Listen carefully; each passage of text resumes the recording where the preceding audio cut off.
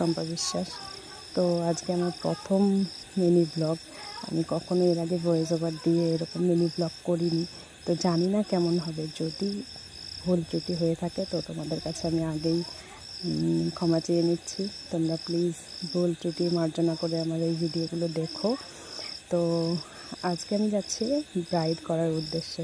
সেটা ছিল লোকেশন পাকুয়া লজে। তো বাসে উঠে পড়েছি। উঠে তো আমি আমার অ্যাসিস্ট্যান্টকে নিয়েছি। ওর নাম বিচিত্রা, তোমরা অনেকেই ওকে চেনো। তো ও আমার কাছে শিখেছে, ও আমার ফার্স্ট ব্যাচের স্টুডেন্ট। বাসে উঠে কিছু দূর গিয়ে দেখি বৃষ্টি। তো বৃষ্টি পড়ছিল প্রচণ্ড। তো তখনই টেনশন করছিলাম যে ছাতা নিয়ে আসিনি, যদি পাকুয়াতে নেমে বৃষ্টি হয় তো দুজনেই তো ভিজে যাব, কী করে আমরা কাজ করব ভিজে গেলে। তো তারপরে কিছু দূর যেতেই জামতলা থেকে বৃষ্টি নেই। তারপরে বাস থেকে নেমে গেলাম। পাকুয়াতে নেমেই দেখি একদমই বৃষ্টি নেই। খুব ভালো লাগছিলো সেটা দেখে, কারণ ছাতা নিয়ে আসেনি। যদি বৃষ্টি হতো তো দুজনেই ভিজে যেতাম। চলে গেলাম লজের উদ্দেশ্যে। এবার লজে গিয়ে দেখি ব্রাইড এখনও আসেনি। তখন আমরা ব্রাইডের সঙ্গে কন্ট্যাক্ট করি।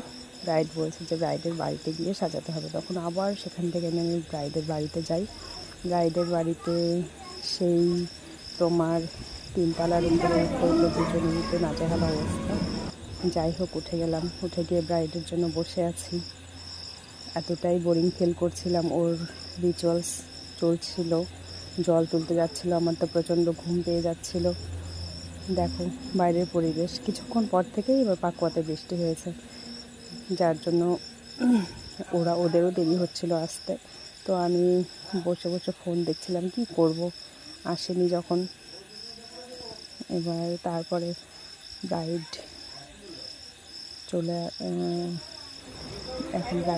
আসলে ব্রাইড এতটাই লেট করেছে। ও আগেই বলেছে দিদি একটু লেট হয়ে গেলে কিছু মনে করো না।